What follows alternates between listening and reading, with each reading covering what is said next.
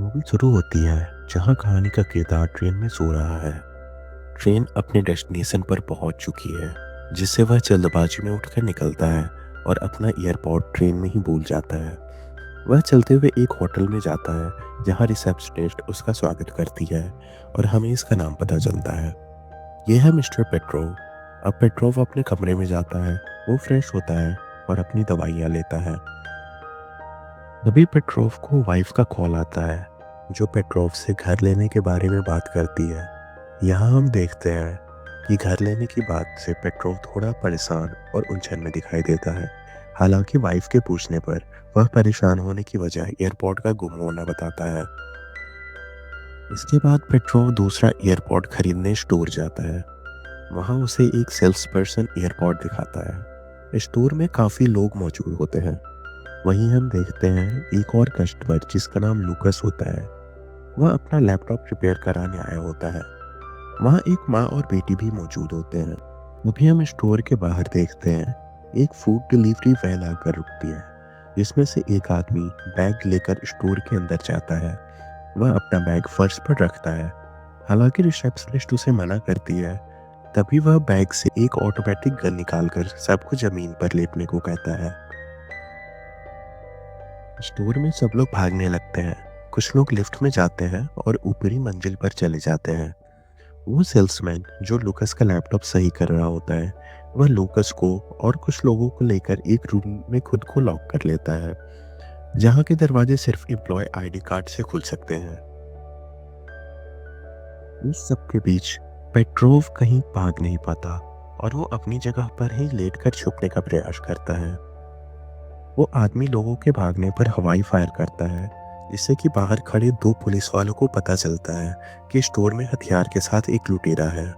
वो control room call करके backup बुलाते हैं। वो पुलिस वाले सड़क के दूसरी तरफ एक बैरिकेड के पीछे बैठकर पोजीशन लेते हैं और इस स्टोर पर गन पॉइंट करते हैं। स्टोर के अंदर गनमैन पेट्रोव को हाथ पीछे करने को कहता है और उसे एक टाई नॉट से बांध देता है और खुद गेट के पास जाकर पुलिस वालों को देखता है। इस स्टोर के दरवाजे और दीवार कांच के होते हैं, इसलिए इसके आर पार देखा जा सकता है। सामने पुलिस वाले कंट्रोल रूम को अपडेट दे रहे होते हैं। वो गनमैन कांच के पास जाकर अपनी जैकेट उतारता है, जिससे कि वह पुलिस को अपना हथियार दिखा सके। इस आदमी ने जैकेट के नीचे अपने शरीर पर विस्फोटक बांध रखा है और साथ ही इसके हाथ में चिमटे की तरह ट्रिगर होता है, जिससे कि इसकी पकड़ हल्की पड़ते ही चिमटे के दोनों सिरे टच होते और बारूद में विस्फोट हो जाता। वह वापस जाकर पेट्रोव के पास बैठता है और सामने कांच पर पुलिस वालों की तरफ फायर करता है, लेकिन कांच के बुलेट प्रूफ होने की वजह से कोई नुकसान नहीं होता। इधर हम पुलिस कंट्रोल रूम का सीन देखते हैं, जहां पर सभी लोग डिसाइड कर रहे होते हैं कि इस मिशन पर कौन कौन जाएगा। अगले सीन में हम देखते हैं विंस्टन, जो कि अपनी वाइफ और बच्चों के साथ ड्राइव पर जा रहा होता है। उसे डीएसआई ऑपरेशन से कॉल आता है और उसे भी अब वहां भेजा जाएगा। विंस्टन को रास्ते से ही उसकी टीम पिक करती है और वो सब उस स्टोर की तरफ चले जाते हैं। इधर कंट्रोल रूम में करीना, जो कि इंचार्ज होती है, वह स्टोर की तरफ जाने वाले सारे रास्तों पर नाकाबंदी करने का और स्टोर के आसपास के सारे लाइव कैमरे स्टोर की तरफ करने का ऑर्डर देती है। कीज, जो कि पार्क में अपने फ्रेंड के साथ चेस खेल रहा होता है, उसे करीना का कॉल आता है। वह कहती है कि स्टोर रूम में एक हॉस्टाइल सिचुएशन है और उसे फौरन कंट्रोल रूम आने को कहती है। इधर गनमैन पेट्रोव को लेकर स्टोर से बाहर निकलता है और पुलिस वालों को कहता है कि उसे नेगोशिएटर चाहिए और वापस स्टोर में चला जाता है।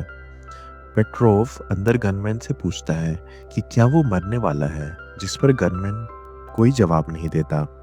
पेट्रोव को उसके कहे अनुसार करने को कहता है। फिर वो गनमैन खुद कंट्रोल रूम कॉल करता है और कहता है कि उसे एक नेगोशिएटर चाहिए। उसने एक आदमी को बंधक बना रखा है।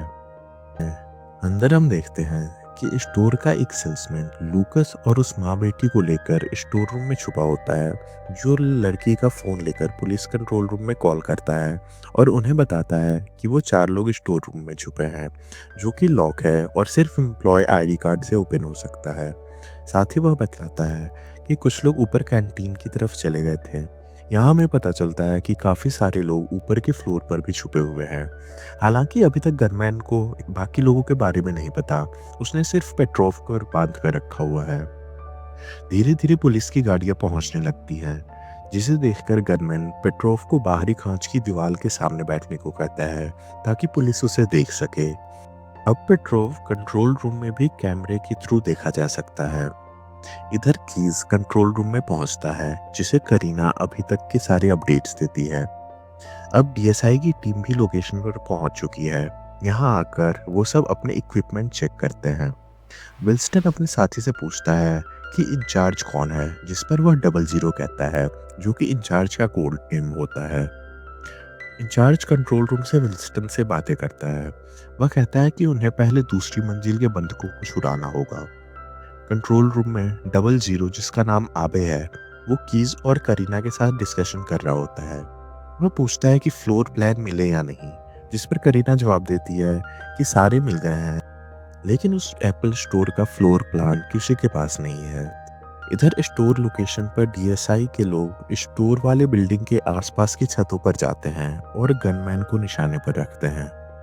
इतने में करीना कहती है कि नेगोशिएटर्स आ गए। लिम, जो कि एक नेगोशिएटर है, वो अंदर आती है। कीज उसे सिचुएशन के बारे में बताता है। वह कहता है कि हमारे स्नाइपर उसे नहीं मार सकते क्योंकि कांच बुलेट प्रूफ है, और ना ही हम उसे एक्सप्लोसिव के साथ बाहर आने दे सकते हैं। इसलिए उसे बिना एक्सप्लोसिव के बाहर निकालना होगा या फिर टीयर गैस छोड़कर निकालना होगा।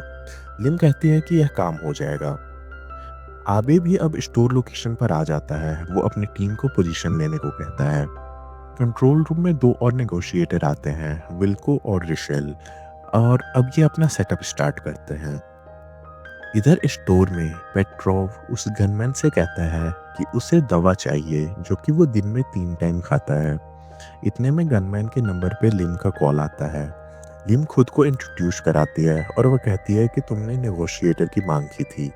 इस पर गनमैन हाँ कहकर फ़ोन रख देता है और पेट्रोव के बैग से उसे दवा निकाल कर देता है। पेट्रोव कहता है कि उसके हाथों में बहुत दर्द हो रहा है, जिस पर गनमैन उसके हाथ पर बंधा टाई नॉट काटकर एक रस्सी से उसके हाथों को बांध देता है, और अब वह वापस लिम को कॉल करता है। लिम उसका नाम पूछती है, जो वह बताने से मना कर देता है। वह बातें करते हुए उस स्टोर रूम की तरफ देखे जा रहा होता है, जिसमें सेल्समैन लूकस और वो माँ बेटी छिपे होते हैं। गनमैन दरवाजा खोलने के लिए दरवाजे का नॉब खोलता है, पर वह एम्प्लॉय आईडी कार्ड से लॉक होता है। गनमैन लिम को अपनी डिमांड्स बताता है। उसे 200 मिलियन बिटकॉइन में चाहिए होते हैं, जिस पर लिम थोड़ा चौंक जाती है और वह दोबारा पूछती है। लिम कहती है कि यह तो काफ़ी बड़ी रकम है। इस पर गनमैन गुस्सा हो जाता है और वह फ़ोन पर चिल्लाकर लिम से कहता है कि तुम लोगों ने जो मेरे साथ किया है उसके लिए यह बहुत छोटी रकम है। चिल्लाते हुए वह पेट्रोल को उठाकर दूसरी जगह पर बिठाता है और कॉल कट कर देता है। इधर स्टोर रूम में उसकी बात सुनकर सब डरे होते हैं। लूकस उस सेल्समैन पर गुस्सा करता है कि अगर तुमने मुझे लैपटॉप के लिए नहीं रोका होता तो वह यहाँ पर नहीं फंसता। बाहर पेट्रोव गनमैन से बात करने की कोशिश करता है। गनमैन बताता है कि उसने बहुत ज़्यादा पैसे मांगे, इतने कि सब कुछ खरीद पाऊँ, क्योंकि इन सब ने मेरी ज़िंदगी बर्बाद कर दी है। इसके बाद गनमैन थोड़ा शांत होता है और पेट्रोव के साथ एक सेल्फी लेता है। कंट्रोल रूम में कीज को एक मेल आता है, उसी सेल्फी का, जहां करीना बताती है कि शायद कि उसी ने मीडिया को भेजा है। कीज कहता है कि देखो कहीं ये ब्रॉडकास्ट ना हो जाए। कीज आबे को वो सेल्फी भेजता है और पूछता है कि क्या बॉम्ब स्क्वाड तुम्हारे साथ है।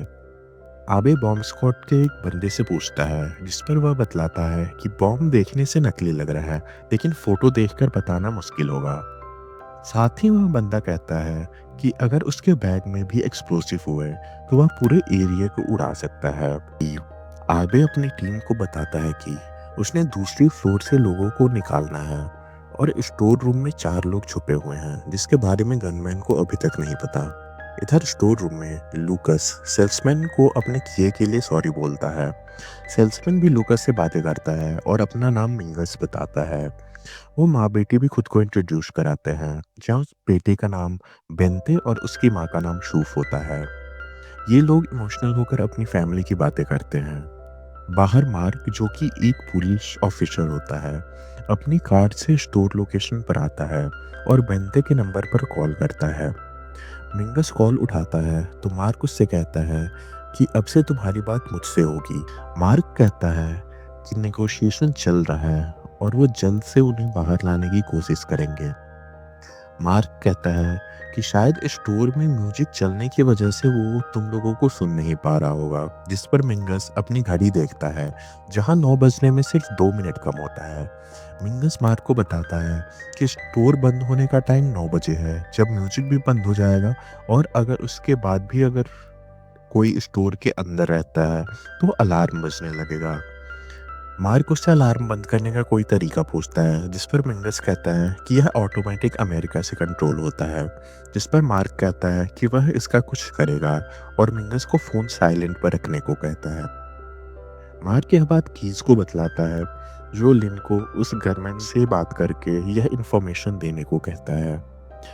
लिन गनमैन को कॉल करके बतलाती है कि 9 बजे म्यूजिक और लाइट चली जाएगी, और क्योंकि वो लोग अंदर हैं इसलिए अलार्म बजने लगेगा।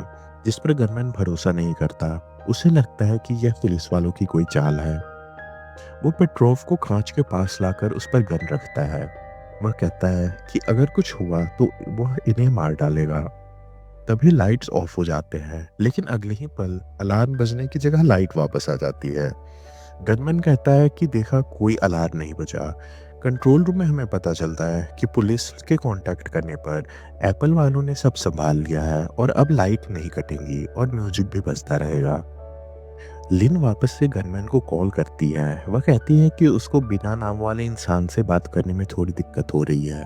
जिस पर गनमैन कहता है कि उसका नाम डबल ए मान लो, जिसे लिन डबल ई समझती है। जिस पर गनमैन गुस्सा होता है और वो उसे डबल ए कहने को बोलता है, ना कि डबल ई। लिम कन्वर्सेशन आगे बढ़ाती है। वह कहती है कि वो एम्स्टर्डम से है और गनमैन के बारे में पूछती है।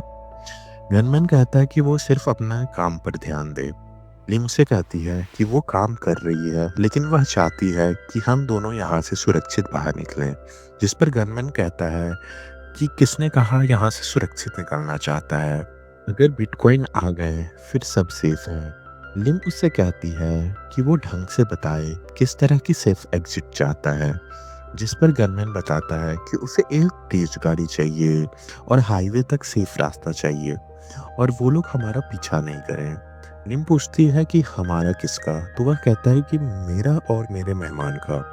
लिम पूछती है कि क्या तुम उसे भी अपने साथ ले जाना चाहते हो, जिस पर गनमैन मे बी में जवाब देता है। लिम उसे और कन्वर्सेशन बढ़ाना चाहती है। वह पूछती है कि तुम काफी टाइम से अंदर हो, तुम्हें भूख या प्यास नहीं लगी, या फिर तुम्हारे मेहमान को। गनमैन बताता है कि उसने पेट्रोव को ऑलरेडी ड्रिंक और दवाइयाँ दी हैं। जिस पर लीम उससे दवा का नाम पूछती है, जिससे पता चलता है कि वह हार्ट की दवा है। कंट्रोल रूम में करीना कीज को एक पोस्ट दिखाती है, जिसमें किसी ने एम्प्लॉय और कस्टमर को दूसरी मंजिल के कैंटीन पर छुपे होने की स्टोरी अपने सोशल मीडिया पर पोस्ट की होती है। कीज आबे को यह बताता है, जिसे आबे कहता है कि हमें अभी दूसरी मंजिल वालों को निकालना होगा और इंटरनेट से पोस्ट भी हटाने होंगे। मार्क मिंगस को कॉल करके बताता है कि वो दूसरी मंजिल पर लोगों को छुड़ाने जा रहे हैं। साथ ही वह मिंगस से रास्ते के बारे में पूछता है। मिंगस मार्क को एक डायग्राम बनाकर पीछे के रास्ते से जाने को कहता है। कंट्रोल रूम में करीना कीज को बताती है कि वह जिस लड़की ने सोशल मीडिया पर पोस्ट डाला है, वो इसे डिलीट करने से मना कर रही है। जिस पर खुद कीज उसे कॉल करके अरेस्ट करने की धमकी देता है और पोस्ट डिलीट करवाता है। इधर पुलिस को एक टीम पीछे की दरवाजे से अंदर जा रही होती है और लिम गनमैन से बात कर रही होती है। लिम कहती है कि वह उसे बचाना चाहती है और कोई होगा जिसको गनमैन की लाइफ से फर्क पड़ता होगा, वो उनके लिए ऐसा करना चाहती है। जिस पर गनमैन थोड़ा ठहरता है और थोड़ा इमोशनल होता है और अपना नाम अमार बताता है। लिम अमार से आगे बातें करती है, तभी कंट्रोल रूम में उसके नाम की डिटेल्स निकालते हैं। करीना बताती है कि वह बस ड्राइवर है। इसका नाम अमार अज़ार है, जो सीरिया की फैमिली से है। इसके नाम पर छोटे-मोटे कंप्लेंट हैं और इसे मेंटल इलनेस है। इधर अमार को ऊपर के फ्लोर पर दरवाजे खुलने की आवाज़ आती है और पुलिस वालों के चलने की आवाज़ें आती हैं। वह सीढ़ियों से ऊपर जा रहा होता है, तभी पेट्रोव को खांसी आती है, जिससे अमार का ध्यान पेट्रोव की तरफ आ जाता है और पुलिस वाले ऊपर की मंजिल से बंदूकों को छुड़ाकर पीछे के दरवाजे से निकल जाते हैं। अमार लिम से कहता है कि अब तुम्हारा वक्त खत्म हुआ और वह कॉल रखकर पेट्रोव के पास आ जाता है और उससे काफ़ी कैजुअली बातें करने लगता है। बाहर मार्क मिंगस को कॉल करता है और उसे बताता है कि दूसरी मंजिल से लोगों को निकाल लिया गया है। वो मदद करने के लिए मिंगस को थैंक्स कहता है और साथ ही मिंगस के पूछने पर वह बताता है कि वो लोग मिंगस और बाकियों के लिए भी कोशिश कर रहे हैं। इधर स्टोर में पेट्रोव का फोन रिंग करता है। अमार उससे पूछता है कि क्या ये उसका फोन है। पेट्रोव बताता है कि ये उसकी वाइफ का कॉल है और वो बात करना चाहता है।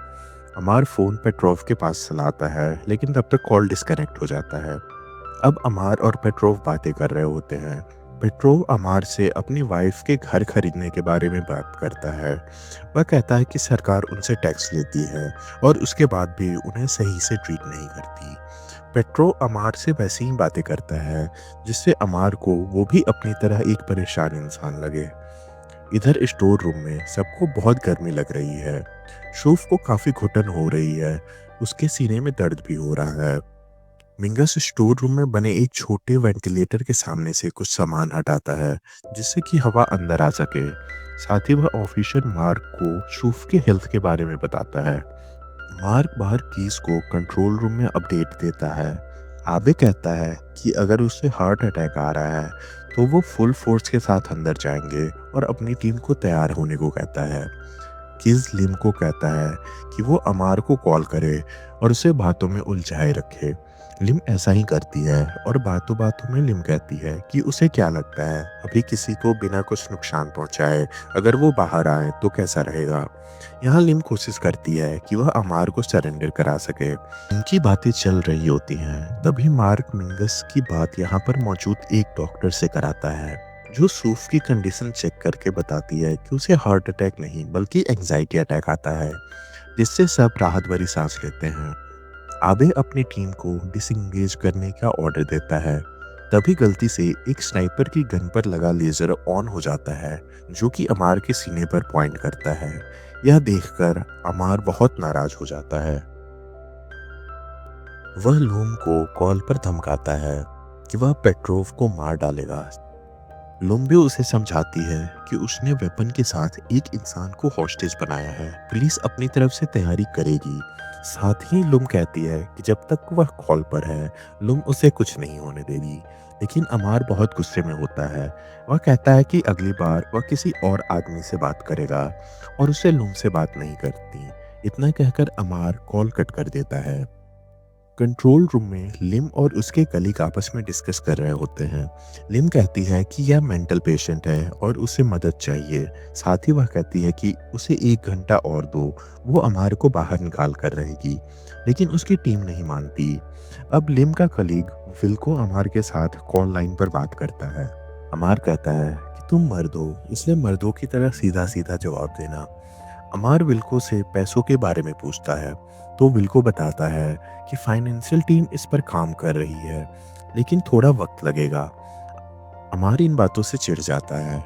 वह कहता है कि तुम्हें मुझे सीरियसली लेना होगा और अमार ट्रिगर हाथ में लेकर 10 से काउंटडाउन करना स्टार्ट करता है। लिम विल्को से कहती है कि तुम्हें उससे बात करते रहना चाहिए और उससे कौन सी कार चाहिए इस पर बात करें। विल्को अमार से पूछता है कि उसने अपने निकलने के लिए जो कार मांगी थी उसे कौन सी कार चाहिए। अमार बताता है कि उसे ब्लैक लिमोजीन चाहिए। विल्को उसे लाइन पर रहने को बोलता है। इधर स्टोर में पेट्रोव पूछता है कि तुम्हें लीमो ही क्यों चाहिए। अमार कहता है कि अगर उन्हें मरना ही है तो वो स्टाइल में मरेंगे। पेट्रोव को प्यास लगी होती है, जिससे कि वह पानी मांगता है। पेट्रोव अमार से कहता है कि वह थोड़ा पानी भी मांग ले। अमार कहता है कि उसके पास रेड बुल है। पेट्रो बतलाता है कि ये उसके हर्ट के लिए सही नहीं है। साथ ही पेट्रो अमार पर गुस्सा करता है। वह कहता है कि ब्लैक लीमो मांग रहे हो, इसकी जगह थोड़ा पानी मांग लेना चाहिए। अमार उसकी बात मान जाता है और कॉल पर उन्हें पानी भेजने के लिए कहता है। अब एक आर्म्ड रोबोट को पुलिस वाले पानी की बोतल के साथ स्टोर के पास भेजते हैं, जो कि वाटर बोतल को स्टोर के गेट के बाहर रखता है। विल्को अमार को कॉल करता है और कहता है कि तुम्हारे कहे अनुसार वाटर बॉटल्स गेट के पास रख दिए हैं और रोबोट भी पीछे हट रहा है। तुम पर कोई गोली नहीं चलाएगा, तुम बॉटल ले सकते हो। अमार पेट्रोव का हाथ पीछे करके रस्सी से बांधता है और रस्सी अपने हाथ में पकड़ के उसे आगे चलने को कहता है। स्टोर का गेट खोलकर अमार पेट्रोव को बोतल उठाने को कहता है। पेट्रोव नीचे बैठकर बोतल उठाने की कोशिश कर रहा है, लेकिन हाथ बंधे होने के कारण वह नहीं उठा पाता। वह अमार को बतलाता है कि वह नहीं कर पा रहा, जिस पर अमार एक हाथ से गन नीचे रखकर खुद बोतल उठाने जाता है। सही मौका देखकर पेट्रो उसके हाथ से रस्सी छुड़ाकर भागने लगता है और अमार भी उसके पीछे भागता है। यह देखकर डीएसआई की कार में बैठे विंस्टन कार को तेजी से आगे लाता है और अमार को कार से टक्कर मार देता है, जिससे कि वह वहीं पर गिर जाता है। हालांकि उसके हाथ से डेटोनेटर छूटने के बावजूद बॉम्ब नहीं फटता। पुलिस वाले पेट्रोव को एम्बुलेंस में ले जाते हैं। इधर मिंगस और बाकी के 3 अभी भी स्टोर रूम में बंद है, जिन्हें पुलिस बाहर निकालती है और उन्हें एम्बुलेंस में ले जाती है। बाहर मार्क मिंगस से मिलता है और उसे हेल्प के लिए थैंक्स बोलता है। अब सुबह हो चुकी है। विंस्टन अपने घर पहुंचता है और अपनी फैमिली से मिलता है। कीज लिम से कहता है कि उसे अब डीब्रीफिंग के लिए जाना होगा। इधर पेट्रो वापस होटल आता है। वह अपने बेड पर लेटकर एयरपोर्ट से गाने सुन रहा होता है। इस सीन के साथ यह मूवी खत्म हो जाती है। एंड में हमें बताया जाता है कि वो होस्टेज टेकर जो जख्मी हालात में हॉस्पिटल में भर्ती किया गया था, जहां अगले दिन उसकी मौत हो जाती है। 31 मार्च 2022 को होस्टेज और 4 लोग जो स्टोर रूम में छुपे हुए थे, उन्हें एम्स्टर्डम सिटी की तरफ से heroes pin for bravery medal दिया जाता है। इसमें होस्टेज टेकर का मोटिव अभी तक क्लियर नहीं है।